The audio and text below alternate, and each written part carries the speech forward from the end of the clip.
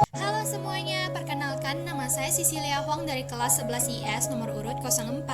Nah, di video ini saya akan menerangkan materi mengenai sejarah Hindu-Buddha di Indonesia.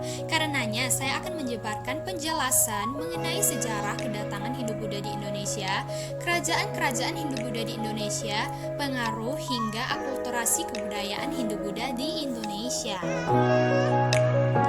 Masuknya agama Hindu-Buddha ke Indonesia berawal melalui jalur perdagangan. Pada masa tersebut, Indonesia sering melakukan transaksi perdagangan dengan bangsa asing, terutama Cina dan India yang merupakan pusat Hindu-Buddha di Asia.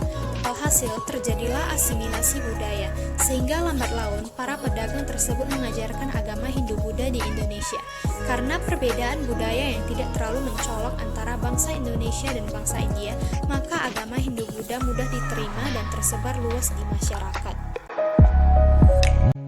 Ada dua teori yang dikemukakan oleh para ahli sejarah terkait masuknya Hindu-Buddha di Indonesia, yaitu teori bangsa Indonesia berperan pasif dan teori bangsa Indonesia berperan aktif.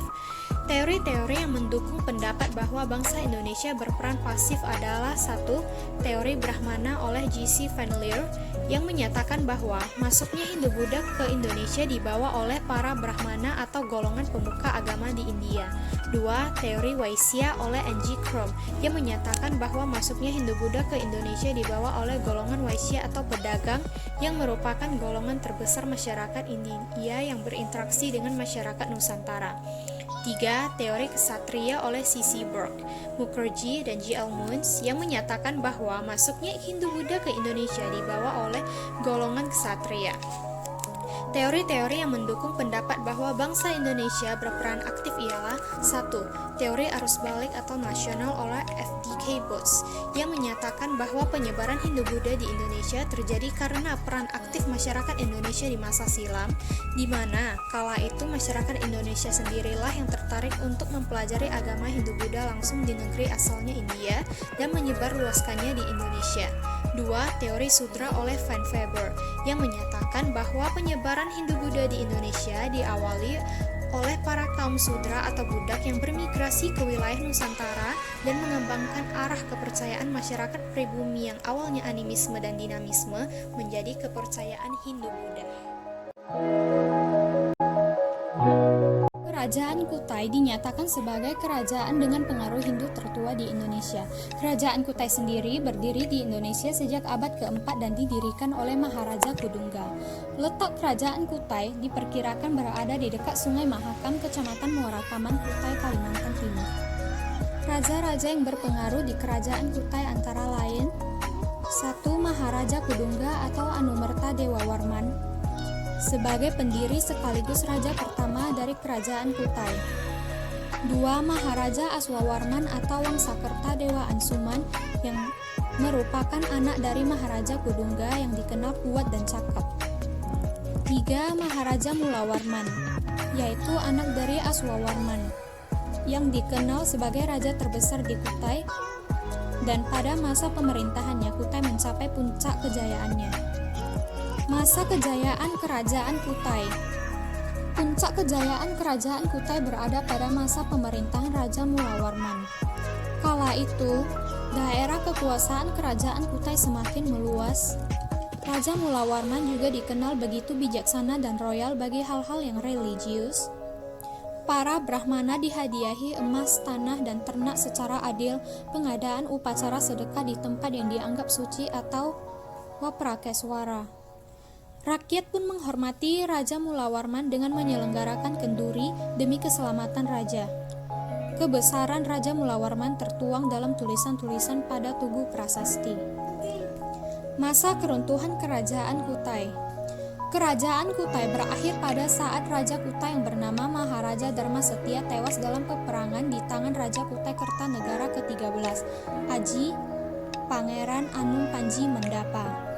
Perlu diingat bahwa Kutai Martadipura berbeda dengan kerajaan Kutai Kertanegara yang saat itu ibu kota di Kutai Lama atau Tanjung Kute. Penyebab lainnya ialah karena tidak adanya raja pengganti yang tangguh seperti pendahulunya.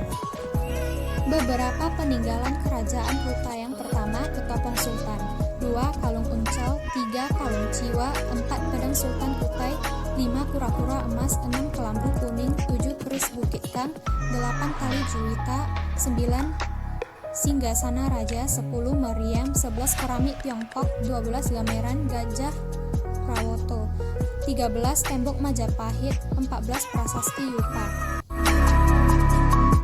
Kerajaan Tarumanegara berdiri di Indonesia sejak tahun 358 Masehi dan didirikan oleh Raja Diraja Guru Jaya Singawarman.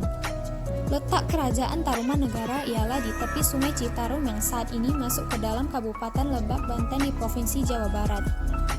Raja-raja yang berpengaruh di kerajaan Tarumanegara yang pertama, Jaya Singawarman, yaitu pendiri Tarumanegara yang berasal dari India. 2. Purnawarman, yaitu raja yang berhasil membawa kerajaan Tarumanegara ke masa keemasannya. 3. Linggawarman, di mana menantunya merupakan pendiri kerajaan Sriwijaya. 4. Tarusbawa, di mana di bawah kepemimpinannya kerajaan Tarumanegara kemudian diganti menjadi kerajaan Sunda pada tahun 670. Masa kejayaan kerajaan Tarumanegara, yaitu pada masa pemerintahan Purnawarman. Kala itu kekuasaan Tarumanegara diperluas dengan menaklukkan berbagai kerajaan-kerajaan yang berada di sekitarnya. Luas kekuasaan Tarumanegara hampir sama dengan luas daerah Jawa Barat sekarang. Selain itu, Purnawarman juga menyusun undang-undang kerajaan, peraturan angkatan perang, strategi dan siasat perang serta pustaka-pustaka lainnya.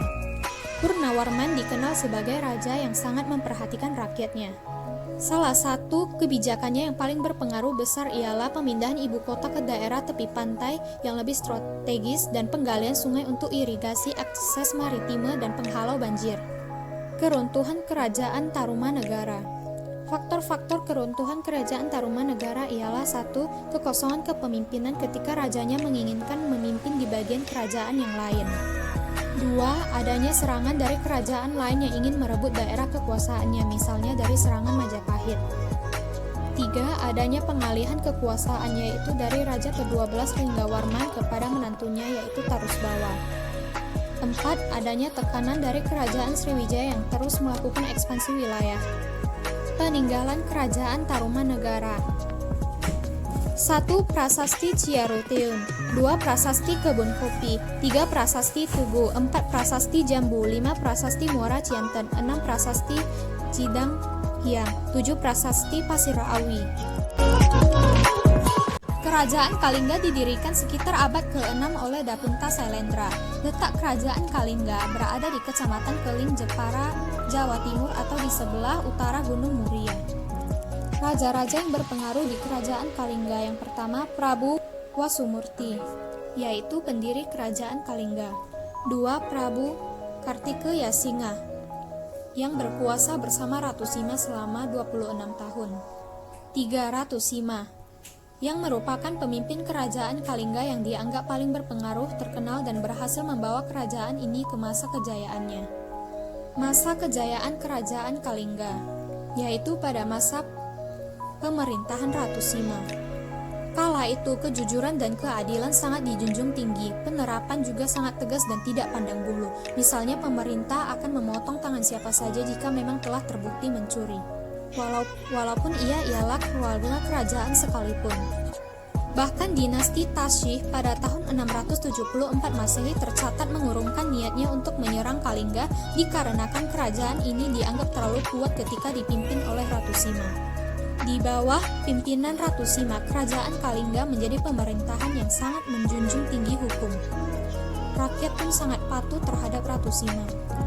Keruntuhan kerajaan Kalingga. Penyebab kerajaan Kalingga mengalami kemunduran ialah karena serangan dari kerajaan Sriwijaya. Serangan ini ialah untuk memperluas perdagangan kerajaan Sriwijaya. Hal ini dibuktikan dari berita Cina yang menerangkan adanya serangan dari barat dan kemungkinannya adalah kerajaan Sriwijaya yang menyebabkan kerajaan Kalingga pindah ke timur. Faktor lainnya ialah karena tidak adanya pengganti yang cakap setelah meninggalnya Ratu Sima. Galan kerajaan Kalingga. 1. Prasasti Sujumorto, 2. Prasasti Tukmas, 3. Prasasti Upit, 4. Candi Bubrah, 5. Candi Angin, 6. Puncak Sanggalingko. Kerajaan Sriwijaya ialah kerajaan yang telah menjadi jalur perdagangan yang ramai dikunjungi para pedagang dari India pada masanya dan memiliki daerah kekuasaan yang sangat luas. Kerajaan Sriwijaya berdiri pada sekitar abad ke-8 dan didirikan oleh Dapunta Hyang Sri Jayanaga. Lokasi kerajaan Sriwijaya diperkirakan nomaden, namun pusatnya berada di Palembang. Raja-raja yang berpengaruh di kerajaan Sriwijaya. 1. Raja Dapunta Hyang, yaitu pendiri kerajaan Sriwijaya, yang bercita-cita menjadikan kerajaan Sriwijaya sebagai kerajaan maritim. 2. Raja Dharmasetu, yang di masa pemerintahannya kerajaan Sriwijaya telah meluas hingga semenanjung Malaya. 3. Raja Balaputra Dewa, yang mampu membuat Sriwijaya menjadi kerajaan terbesar pada masa itu. 4. Raja Sri Sudamaniwarmadewa, yang pada masa pemerintahannya kerajaan Sriwijaya pernah mendapat serangan dari Raja Dharmawangsa dari Jawa Timur. 5. Raja Sanggrama Wijaya Tunggawarman, yang pada masa pemerintahannya kerajaan Sriwijaya mendapat serangan dari kerajaan Chola yang dipimpin Raja Rajendra Chola. Masa kejayaan kerajaan Sriwijaya, yaitu pada masa pemerintahan Balaputra Dewa. Raja Balaputra Dewa berhasil menumbuhkan perekonomian kerajaan dan memperluas kekuasaan Sriwijaya hingga ke pulau di luar Indonesia. Kala itu, letak kerajaan Sriwijaya sangat strategis bagi pelayan dan pedagang, yaitu di dekat Selat Malaka dan Selat Sunda. Sriwijaya menjadi kerajaan maritim yang besar dan dilengkapi dengan armada yang kuat. Sejak saat itu, Sriwijaya menjadi pusat perdagangan dan juga pusat pendidikan dan pengembangan agama Buddha. Masa keruntuhan kerajaan Sriwijaya. Faktor-faktor kemunduran kerajaan Sriwijaya ialah yang pertama, keadaan alam sekitar Sriwijaya yang berubah, tidak lagi dekat dengan pantai. 2. Banyak daerah kekuasaan yang melepaskan diri dari Sriwijaya. 3. Sriwijaya mendapat serangan dari kerajaan-kerajaan lain yang terutama dari Kerajaan Chola Mandala yang dipimpin oleh Raja Rajendra Chola. 4. Ekspedisi Mekta Malayu yang menyebabkan daerah Melayu lepas dari genggaman Sriwijaya. 5. Kondisi kekuasaan wilayah darat yang kurang diperhatikan akibat terlalu sibuk mengembangkan kelautan. Peninggalan-peninggalan kerajaan Sriwijaya. 1. Prasasti Kedukan Bukit. 2. Prasasti Talang Tuwo. 3. Prasasti Telaga Batu. 4. Prasasti Ligor. 5. Prasasti Palas Pasemah.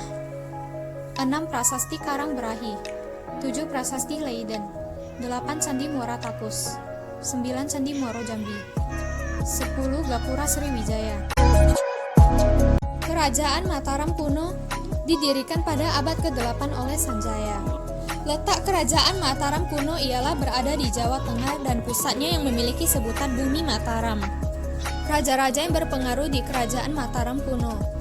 1. Raja Sanjaya, yaitu pendiri kerajaan Mataram kuno. 2. Raja Balitung, yang terkenal karena perluasan wilayah kerajaannya.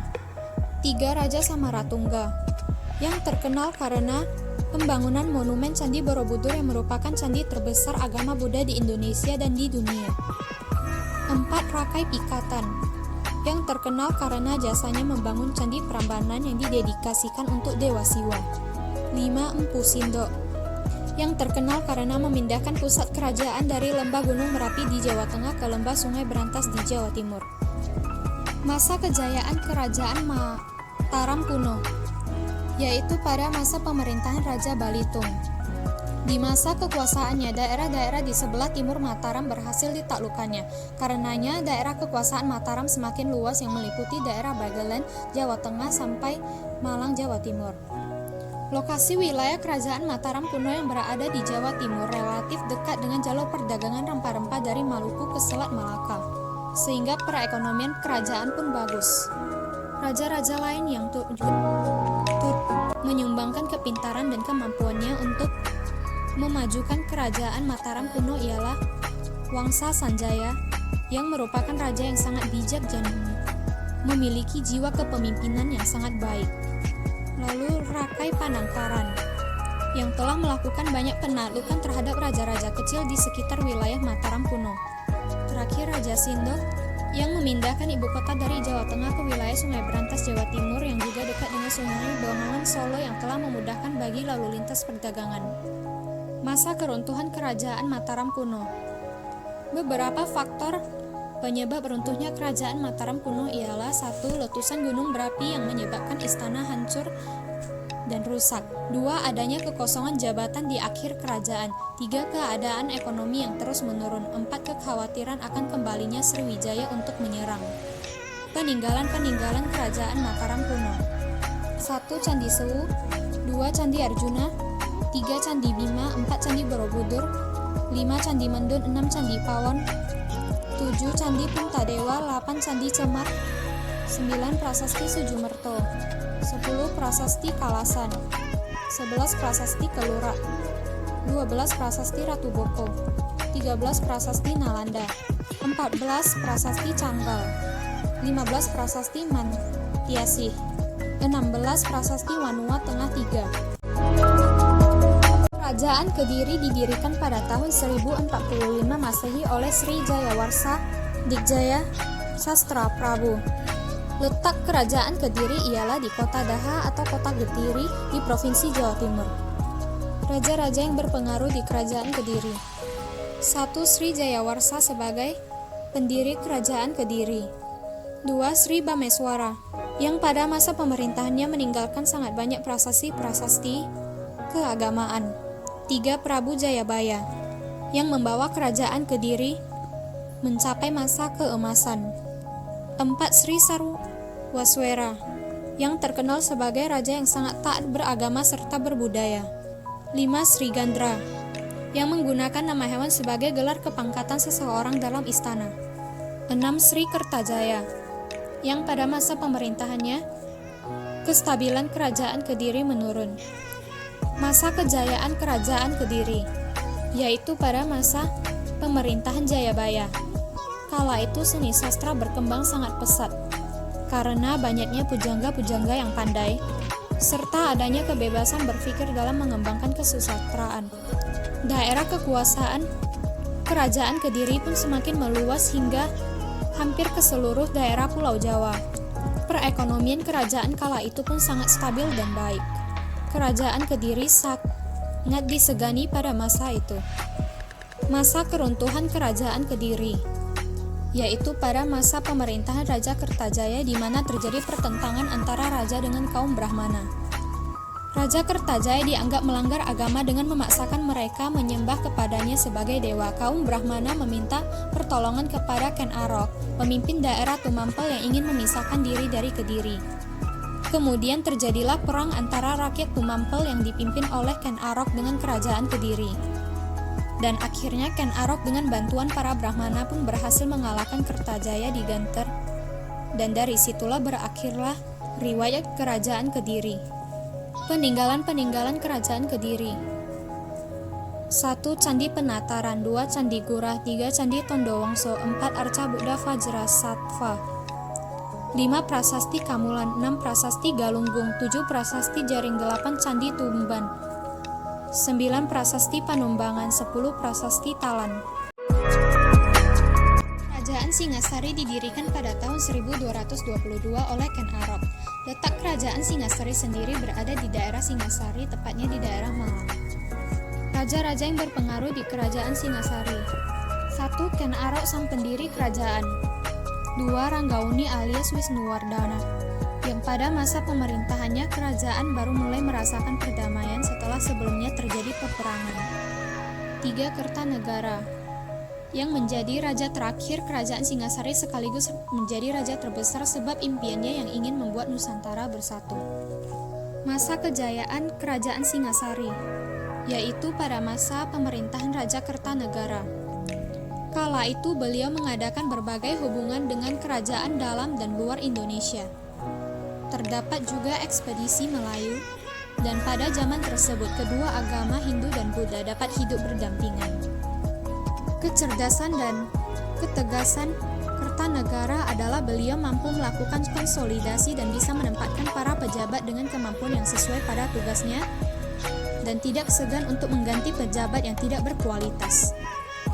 Dengan cara ini, Singasari menjadi sebuah kerajaan yang tangguh dan memiliki ketahanan di berbagai bidang secara berkesinambungan. Masa keruntuhan Kerajaan Singasari. Penyebab keruntuhannya ialah Karena kerajaan Singasari yang sibuk mengirimkan angkatan perangnya ke luar Jawa akhirnya mengalami keropos di bagian dalam. Pada tahun 1292 terjadi pemberontakan Jayakatwang, Bupati Gelang-Gelang, yang merupakan sepupu sekaligus ipar sekaligus besan dari Kertanegara sendiri. Dalam serangan itu Kertanegara mati terbunuh. Setelah Raja Kertanegara gugur dalam peristiwa penyerangan Raja Jayakatwang atau Raja Kediri kala itu, maka berakhirlah riwayat Kerajaan Singasari. Peninggalan Kerajaan Singasari: 1. Candi Singasari, 2. Candi Jago, 3. Candi Sumberawan, 4. Candi Jawi, 5. Candi Kidal, 6. Arca Dwarapala, 7. Prasasti Mula Malurung, 8. Prasasti Manjursri, 9. Prasasti Singosari, 10. Prasasti Wurare. Kerajaan Majapahit ialah kerajaan Hindu-Buddha terakhir yang menguasai Nusantara dan dianggap sebagai kerajaan terbesar dalam sejarah Indonesia. Kerajaan Majapahit sendiri didirikan pada tahun 1293 oleh Raden Wijaya. Letak kerajaan Majapahit ialah di wilayah Kecamatan Trowulan, Kabupaten Mojokerto, Jawa Timur. Raja-raja yang berpengaruh di kerajaan Majapahit: 1. Raden Wijaya sebagai pendiri kerajaan Majapahit. 2. Jaya Negara, yang pada masa pemerintahannya banyak sekali terjadi pemberontakan yang sangat berbahaya.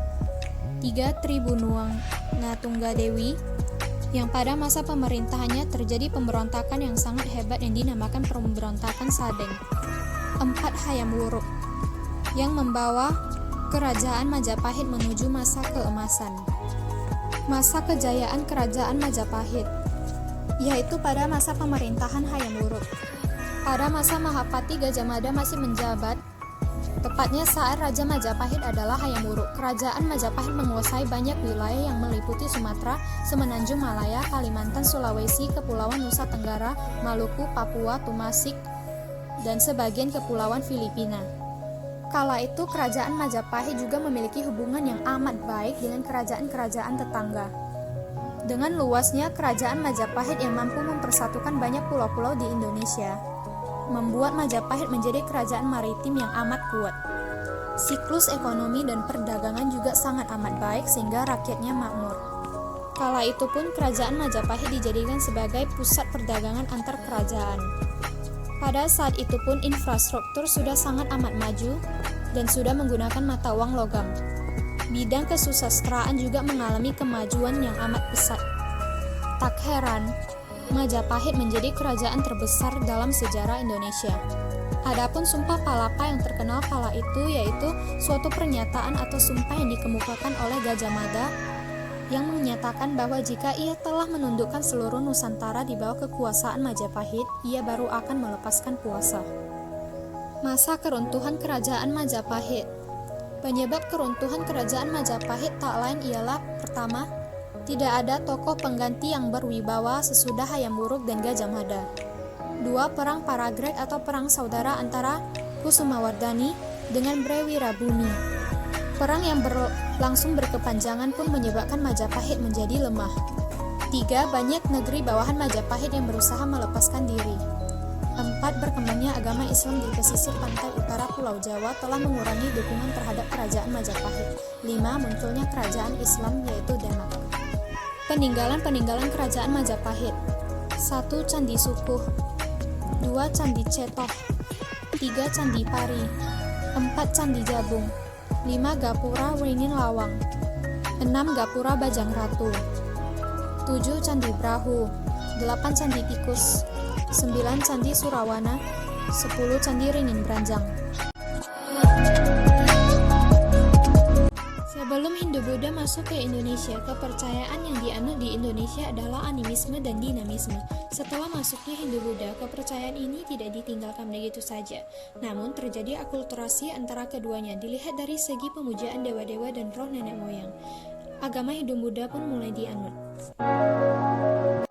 Sebelumnya, masyarakat Indonesia masih terdiri dari kelompok-kelompok yang dipimpin oleh kepala suku. Setelah Hindu-Buddha masuk ke Indonesia, kepala suku pun tergantikan oleh raja yang dianggap sebagai keturunan dewa yang memiliki kekuatan, suci, dan hampa.